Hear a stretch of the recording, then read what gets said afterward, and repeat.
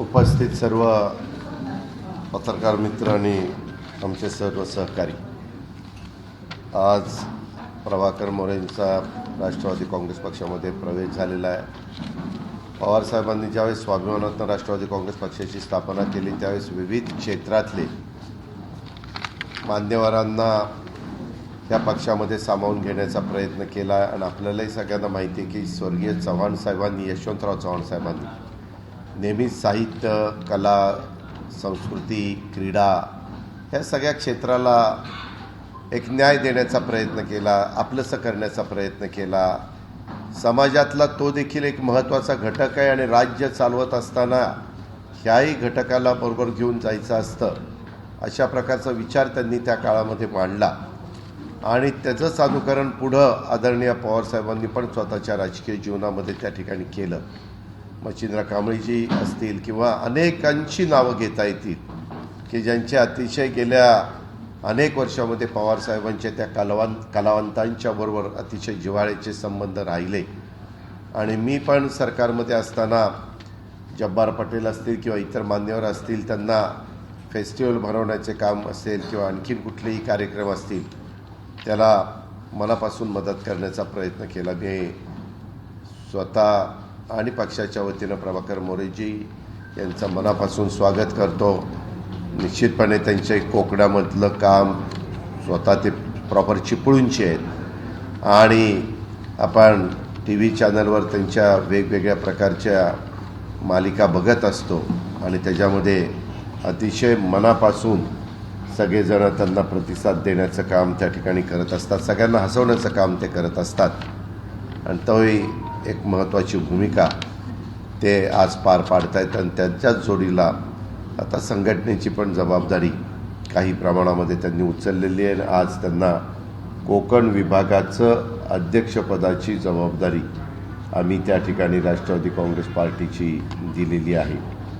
आणि त्यामुळं म्हणजे चित्रपट, साहित्य, कला, सांस्कृतिक विभाग जो आहे त्या विभागाच्या कोकण विभागाची जबाबदारी प्रभाकरजींना दिलेली आहे. मला विश्वास आहे की प्रभाकरजी ते अतिशय समर्थपणे पेलतील, याबद्दल आम्हाला विश्वास आहे आणि त्याबद्दल त्यांना शुभेच्छा. धन्यवाद.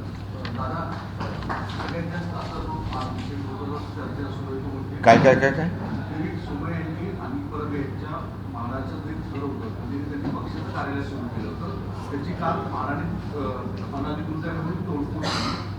आज आम्ही परत आणि शिवसैनिकांनी ओपन चॅलेंज दिलं की किरीट सोमय्यांनी इथे येऊन दाखवावं, आम्ही सैनिक काय आहोत ते दाखवतो. किरीट सोमय्या यांना BKC मध्ये पोलिसांनी थांबवलेलं आहे. मुळात किरीट सोमय्या यांची कृती ही कायदा व सुव्यवस्था बिघडण्यासाठी मुद्दाम केली जाते का? या संदर्भामध्ये मला एवढंच सांगायचं आहे, महाराष्ट्रातला कोणीही नागरिक असेल, कुणी कुठल्याही क्षेत्रातली व्यक्ती असेल, राजकीय क्षेत्रातली किंवा इतर कुठल्याही क्षेत्रातली, त्या प्रत्येकाला, प्रत्येक नागरिकाला काही अधिकार दिलेले आहेत. त्या अधिकाराचा वापर करत असताना जे संविधानाने, कायद्याने, घटनेने नियम जे घालून दिलेले आहेत त्याचा भंग आमच्या सहित कोणी करू नये, हे माझं स्पष्ट त्या ठिकाणी मत आहे.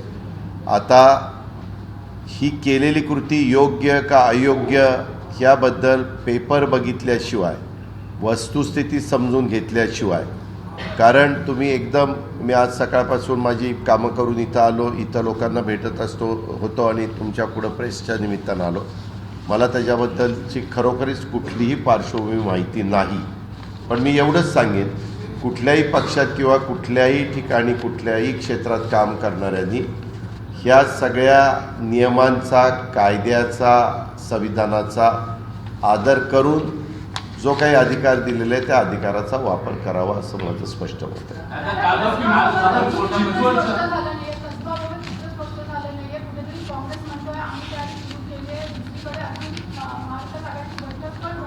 प्रत्येकाला आपली आपली तयारी करण्याचा अधिकार आहे. महाविकास आघाडीच्या बैठकीच्या संदर्भामध्ये काँग्रेसचे काही मान्यवर आले नव्हते, परंतु आम्हा लोकांची आणि उद्धव ठाकरे साहेबांची प्राथमिक चर्चा झालेली आहे. मी गुरुवार शुक्रवार पुण्याला चाललेलो आहे त्यावेळेस पिंपरी चिंचवडच्या संदर्भामध्ये माझ्याकडे एकंदरीत आत्तापर्यंत 8 ते 9 लोकांनी उमेदवारी मागितलेली राष्ट्रवादी काँग्रेस पक्ष प्लस महाविकास आघाडी म्हणून. त्याबद्दल मी त्यांच्याशी फेस टू फेस बोलणार आहे आणि त्याच्यानंतर मला जे काही वाटतं ते मी काँग्रेस आणि शिवसेनेच्या वरिष्ठांशी चर्चा करून आमच्या वरिष्ठांशी चर्चा करून पुढचा निर्णय घेणार आहे. तीच गोष्ट कसब्याच्या संदर्भात.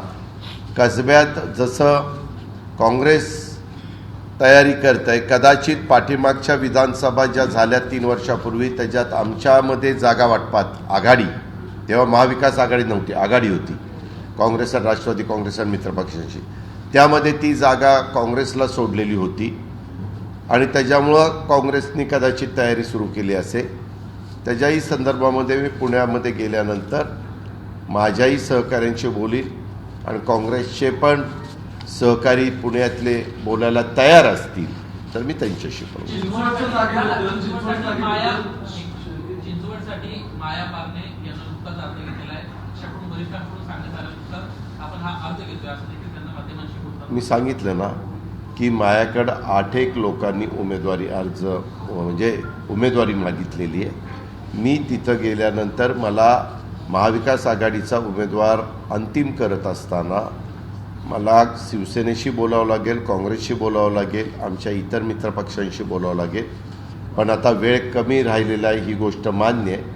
म्हणूनच आम्ही कालपर्यंत विधान परिषदेच्या 5 जागांच्या निवडणुकीच्या गडबडीमध्ये होतो. आता त्याच्यातनं आम्ही मोकळं झालं आहे. उद्याच्याला मी आणि प्रांताध्यक्षांनी आमच्या जयंतरावांनी राष्ट्रवादी काँग्रेस पक्षाचे MLA आणि MLCची बैठक लावलेली आहे. तिथं पण आमदार आम्हाला भेटतील. उद्या दुपारी 1ला विधिमंडळात मीटिंग आहे. त्यावेळेस तिथल्या जिल्ह्यातल्या पण सहकाऱ्यांचं काय मत आहे ते पण मी तिथं जाणून घेईन.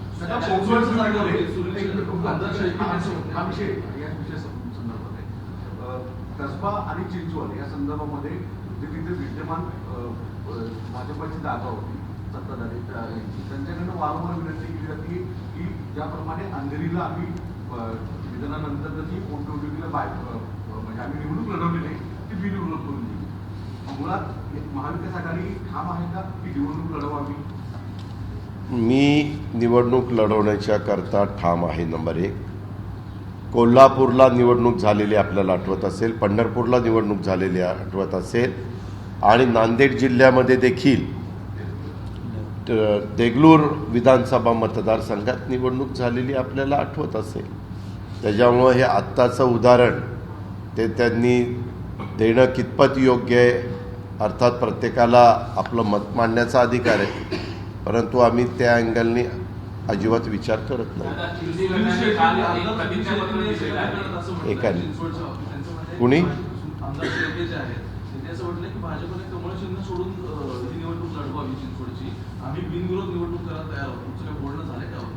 असं काहीही बोलणं झालेलं नाही. सुनील शेळके नक्की कोणत्या हेतूने ते बोललेत मला माहिती नाही. म्हणूनच मी मगाशी शब्द वापरला की उद्या मीटिंग आहे राज्यातल्या NCPच्या MLA आणि MLCची. त्यावेळेस मी त्यांच्याशी चर्चा करीन.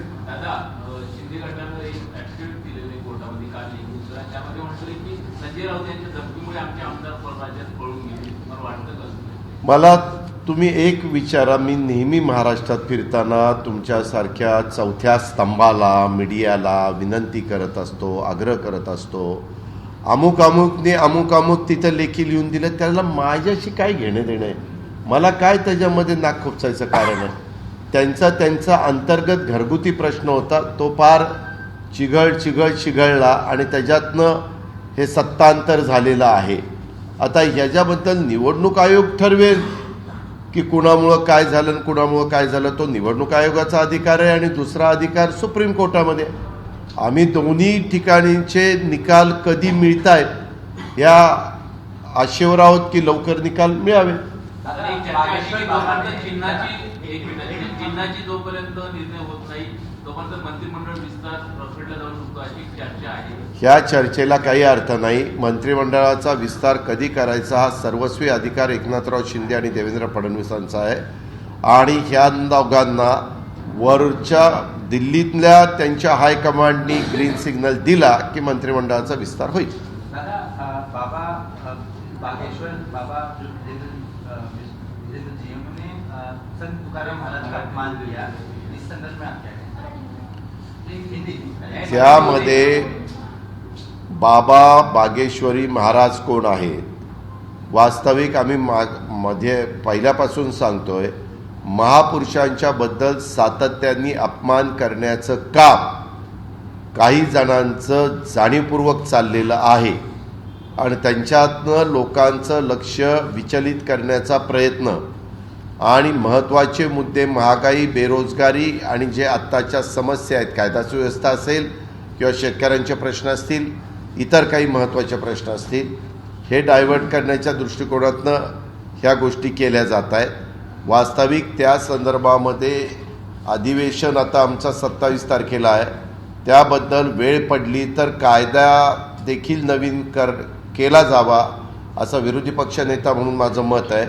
आणि त्याच्यात जसं अंधश्रद्धा निर्मूलनाच्या बद्दल पाठीमागे कायदे करण्यात आले किंवा इतर वेगवेगळ्या प्रकारचे कायदे करण्यात आले, तसे हे महापुरुष जे आहेत, ह्या महापुरुषांच्याबद्दल बेताल वक्तव्य करून हे जे काही वाचाळवीर नवीन समस्या निर्माण करतात आणि त्याच्यातून कायदा सुव्यवस्थेचाही प्रश्न निर्माण होऊ शकतो, हे आपण त्या ठिकाणी पाहिलेलं आहे. कुणाच्या तरी भावना दुखावल्यानंतर कुणीतरी काहीतरी कायदा हातात घेण्याचा प्रयत्न करतं, कोण कोणाला शाई मारण्याचा प्रयत्न करतं, कोण आणखीन काही काळे झेंडे दाखवण्याचा प्रयत्न करतं, असे बरेच प्रकार घडतात. तर हे सगळे थांबावं म्हणून महापुरुषांच्या संदर्भामध्ये काही त्याबद्दलचं धोरण ठरलं गेलं पाहिजे किंवा त्याच्या संदर्भातला कायदा केला गेला पाहिजे, असं माझं स्पष्ट मत आहे. इसके बारे में बीच में ये बागेश्वरी के कोई महाराज है या बाबा है, कोई कुछ मालूम नहीं मुझे ज़्यादा, लेकिन उन्होंने हमारे संत तुकाराम महाराज इनके बारे में जो भी स्टेटमेंट किया है वो बिल्कुल गलत है. ये हम बिल्कुल बर्दाश्त नहीं करेंगे. महाराष्ट्र की जनता, महाराष्ट्र का पूरा परिवार, ये संत तुकाराम महाराज हो, संत श्रेष्ठ ज्ञानेश्वर महाराज हो या कोई भी संत हो, बहुत संत हमारे महाराष्ट्र की भूमि में हुए हैं. उनके प्रति हमें सबको आदर है, उनके प्रति हम सबको गर्व भी है. और हम आज भी उन्होंने जब उस ज़माने में कहा है उसका ही विचार करके आगे जाने की कोशिश करते हैं. हमारे महाराष्ट्र में वारकरी संप्रदाय, ये भी बहुत बड़े उस वारकरी संप्रदाय में बहुत बड़े लोग शामिल हैं, उनको भी ये बिल्कुल मंजूर नहीं है और महाराष्ट्र के कोई भी नागरिक को ये मंजूर नहीं है. हम इसका निषेध करते हैं और उसके बारे में तुरंत गवर्नमेंट ऑफ महाराष्ट्र ने ऐसे लोगों के ऊपर कार्रवाई करनी चाहिए, एक्शन लेनी चाहिए, ऐसा हमारा कहना है. उन्होंने कहा कि आप विरोधी पक्ष नेता के तौर पर ये बात रखेंगे इस सत्र में, वो क्या बात रखेंगे? क्या नहीं, मेरा ये कहना है कि आने वाले 27 फरवरी को हमारा बजट सेशन आने वाला है, उसकी शुरुआत होने वाली है. तब अलग अलग कायदे हमारा विधिमंडल उसमें डिसीजन लेता है, तो उसके बारे में मेरा खुद का ये कहना है कि ये जो महापुरुष है उनके बारे में हमें कुछ महीनों में हमेशा बार बार गलत स्टेटमेंट कोई ना कोई निकाल रही है, बहुत गलत वक्तव्य उसके बारे में वो कर रहे हैं. तो ये सब रुकना चाहिए और वो रुकने के लिए अगर ज़रूरत पड़े तो नया कानून ये गवर्नमेंट करना चाहते हैं तो वो कानून के लिए भी हम सपोर्ट करने के लिए तैयार है, लेकिन ये बिल्कुल बंद होना चाहिए, ऐसा हमारा कहना है.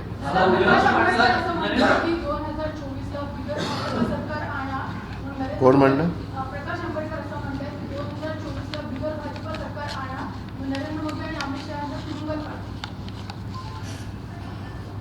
यामध्ये कुठल्या राजकीय व्यक्तींनी किंवा कुठल्या नागरिकांनी काय म्हणावं मी मगाशीच सांगितलेलं आहे. तुम्ही नेहमी वेगवेगळे मान्यवर वेगवेगळे स्टेटमेंट करतात आणि त्यांचं असं मत आहे, त्यांचं तसं मत आहे, आम्हाला प्रश्न विचारतात. आमचं मत तसं नाही आहे, ते त्यांचं मत आहे, ते त्यांनी व्यक्त केलेलं आहे. त्याच्याबद्दल आम्ही काय वक्तव्य करण्याचं कारण नाही. No comments. सेंट्रल गव्हर्नमेंटचं बजेट आहे, तुम्ही सुद्धा याचा अर्थ सांभाळलेला आहे महाराष्ट्रात. आता एक तारखेला बजेट आहे, आता इकॉनॉमिक सर्वे येतात. गेल्या 6 वर्षामध्ये मध्यमवर्गीयांना टॅक्समध्ये डायरेक्ट टॅक्समध्ये रिलॅक्सेशन एक्सपेक्टेड होते ते कुठेतरी झालेले नाही. नाही, या संदर्भात महागाई तर प्रचंड वाढत चालली, बेरोजगारी वाढत चाललेली आहे, नवीन नवीन प्रश्न आपल्या सगळ्यांच्या समोर येतात. त्याच्यात तथ्य आहे का नाही, लोक बुचकळ्यात पडतात. शेअर मार्केट एकदम काही लाख कोटीने पडतंय. हे काय गौड बंगाल आहे काही कळायलाच मार्ग नाही. आणि ह्याच्याबद्दल खरं तर सेंट्रल गव्हर्नमेंटनी त्याच्यामध्ये अर्थ मंत्रालयाने क्लिअर काहीतरी स्टेटमेंट केलं पाहिजे किंवा वरिष्ठांनी जे ज्यांना कुणाला स्टेटमेंट करायला सांगायचं आहे त्यांनी सांगावं. आणि हे लोक जे धास्तावलेले आहेत, लोक जे बुचकळ्यात पडलेले आहेत आणि नक्की काय झालं आहे हे ज्यांच्यावर आरोप झाला आहे ती कंपनीच बोलते आणि ज्यांनी परदेशी कंपनीने आरोप केला आहे ते दोघंच बोलत आहेत आणि बाकीचे जण नुसतीच चर्चा करत आहेत. परंतु ह्याच्यातली फॅक्ट काय, कोण म्हणतंय की ह्याच्यामध्ये लाईफ इन्शुरन्स कंपनीचे 75,000 कोटी रुपये अडकलेत. खरंच अडकलेत का, नक्की काय झालेलं आहे, नक्की कुठं पाणी मुरतं आहे का, मुद्दाम बदनामी चाललेली आहे, सगळं जनतेला कळलं पाहिजे ना. तेच कळून देत नाही. आणि दुसरी गोष्ट, आत्ताचा जो अर्थसंकल्प आहे त्या अर्थसंकल्पाकडे सगळ्यांचंच लक्ष राहिलेलं आहे, लागून राहिलेलं आहे. मी पण अर्थमंत्री म्हणून काही वर्ष ह्या राज्याचं नेतृत्व केलेलं आहे, प्रतिनिधित्व केलेलं आहे अर्थमंत्री म्हणून.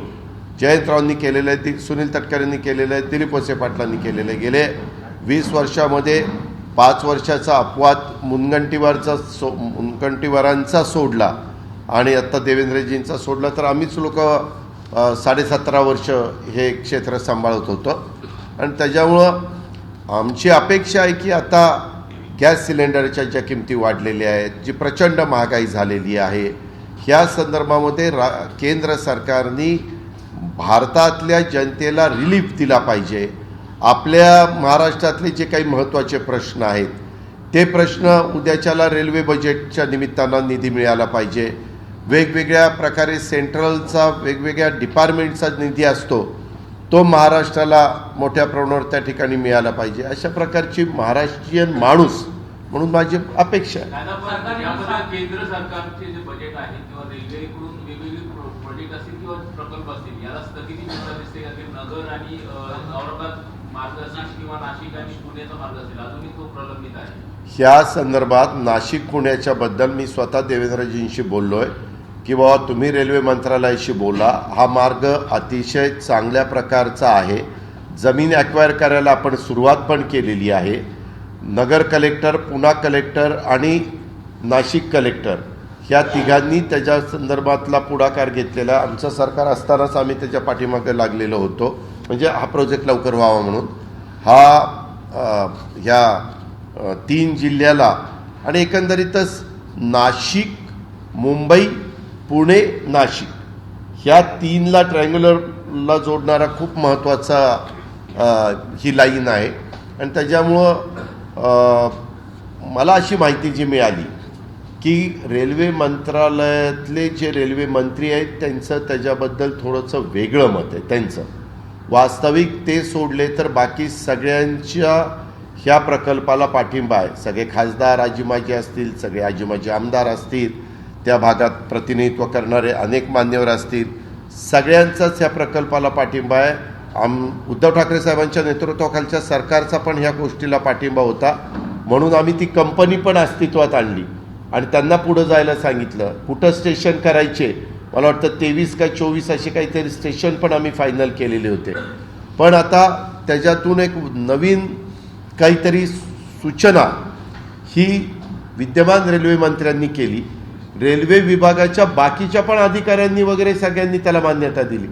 आता त्यांच्याशी मुख्यमंत्री एकनाथराव शिंदे किंवा देवेंद्र फडणवीसांनी बोलून ताबडतोब फायनल डिसिजन घेतला पाहिजे, असं माझं स्पष्ट आग्रह आहे आणि मत आहे.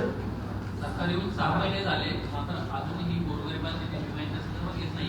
सातत्यानं सरकार म्हणतं आम्ही गोरगरिबांचं सरकार आहे, मात्र नरेंद्र पाटील गोरगरिबांचं नाही, सर्वसामान्यांचं, सर्वसामान्य, मुख्यमंत्री असं त्याच्यात म्हणतायत, गोरगरीब पण मात्र- आले आणि सगळे चालेल. मात्र तसं होताना दिसत नाही. आम्ही स्वतः नरेंद्र पाटील जे उपाध्यक्ष आहेत भाजपचे, ते म्हणतात त्यांचं म्हणणं आहे माथाडींसाठी 6 महिन्यात काही केलेलं नाही यांना आणि यासाठी उद्या माथाडींसाठी संप देखील पुकारतात. हे हो का, त्याच्यामध्ये आता त्यांना घरचाच हा आहेर मिळालेला आहे. मी देखील अनेकदा मुख्यमंत्र्यांना, मुख्यमंत्री उपमुख्यमंत्र्यांना वेळ मागतो महाराष्ट्रातल्या अनेक प्रश्नाच्या संदर्भात. फोन केल्यानंतर दादा देऊ, काय काळजी करू नका, लवकरच देऊ, पॉझिटिव्ह बोलतात, निगेटिव्ह अजिबात बोलत नाही, कुठलं काम आहे काय वगैरे वगैरे. पण वेळ काही मिळत नाही. काय त्यांचं दोघांचं चाललंय त्यांचं त्यांनाच माहिती.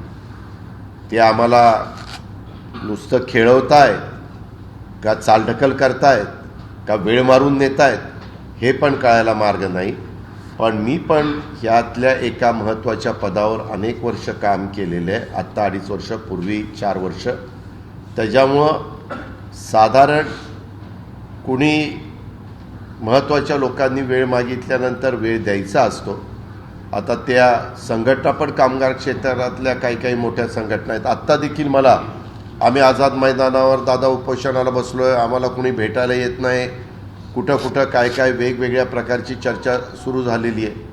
सत्तेवर नसताना सगळ्या गोष्टीबद्दल पॉझिटिव्ह बोलणं खूप सोपं असतं, पण सरकारमध्ये आल्यानंतर त्या निर्णयाच्या बद्दलचा फायनल डिसिजन घेऊन पुढं मार्ग काढणं हे म्हणजे तारेवरची कसरत असतं. त्याच्यात ते तशा पद्धतीनं काम करत असताना पाहायला मिळत नाही. पण चाललेलं आहे त्यांचं सर्वसामान्यांचं सरकार, आमचं सर्वसामान्यांचं सरकार. आणि कुठंही महागाई कमी होत नाही, बेरोजगारी कमी होत नाही.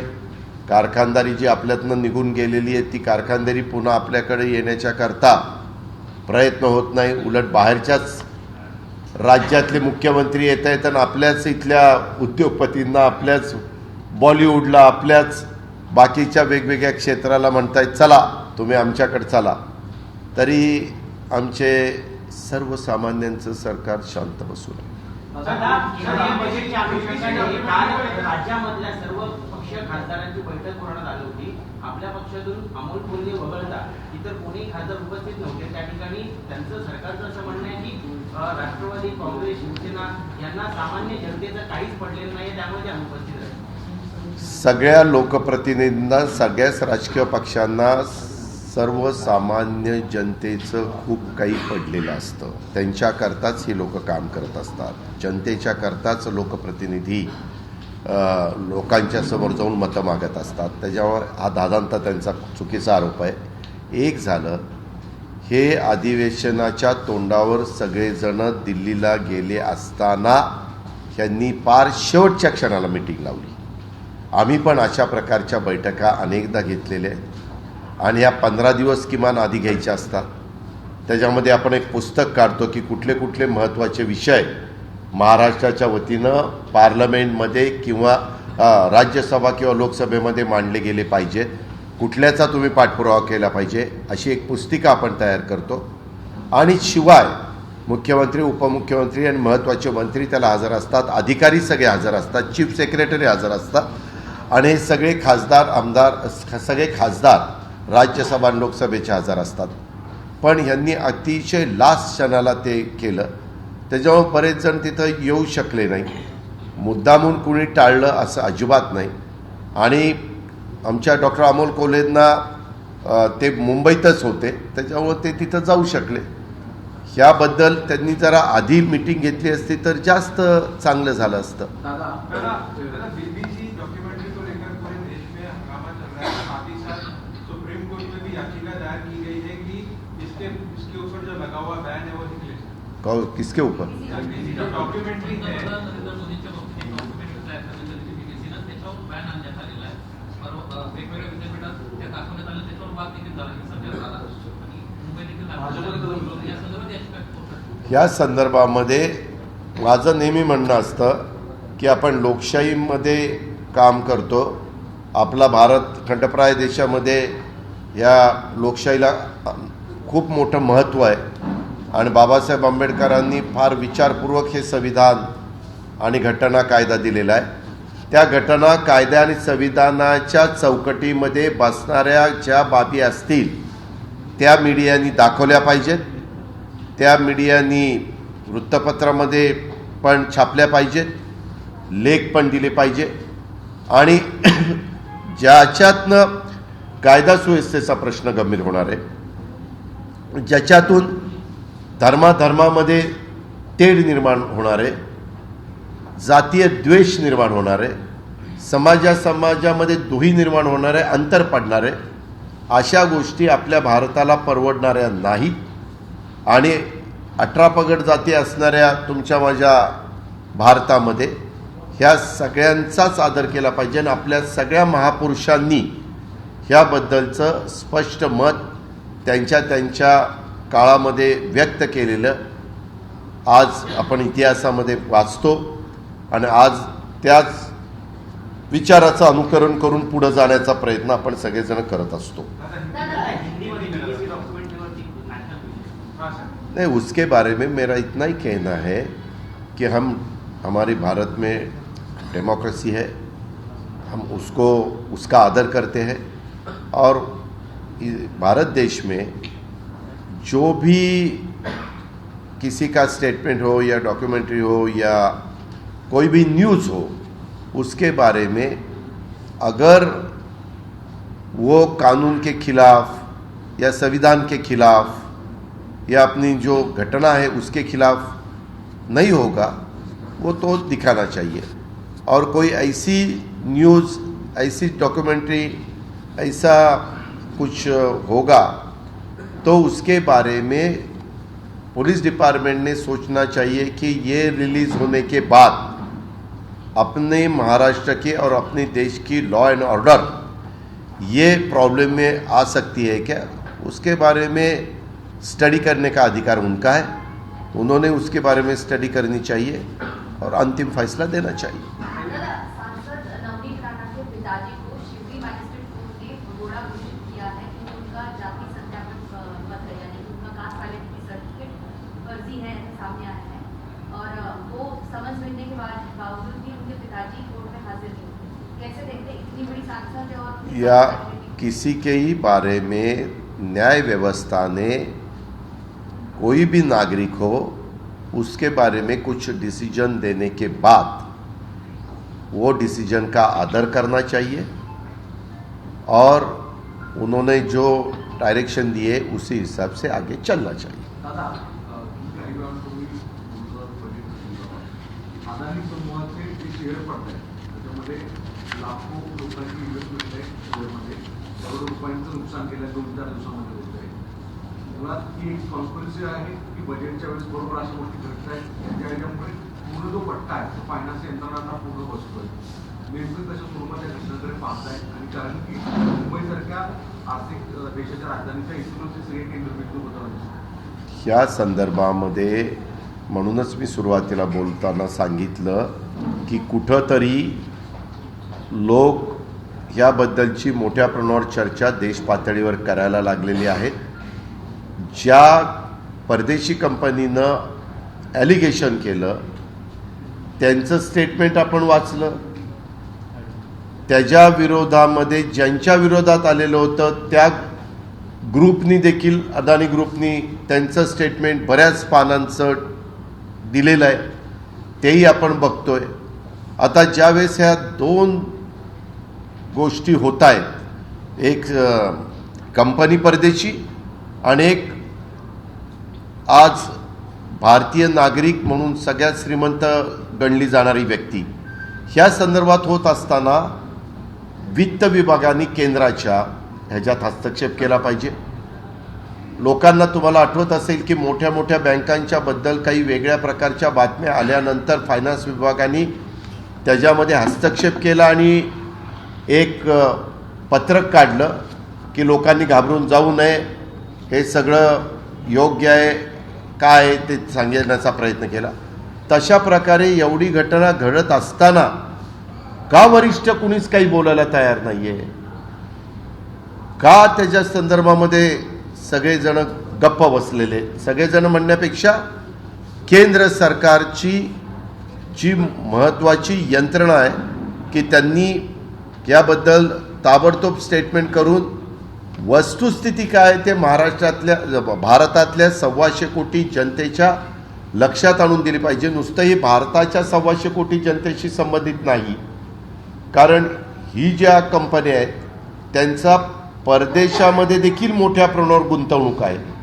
त्याच्यावर त्याचा डायरेक्ट जे काही होणार आहे ते भारताला पण त्याचा फटका बसणार आहे आणि परदेशाला पण. परदेशात म्हणजे जर योग्य असेल तर फटका बसण्याचं कारण नाही, पण जर अयोग्य असेल तर त्याच्या संदर्भामध्ये सर्वसामान्य लोकांना त्याचा प्रचंड मोठा किंमत मोजावी लागणार आहे.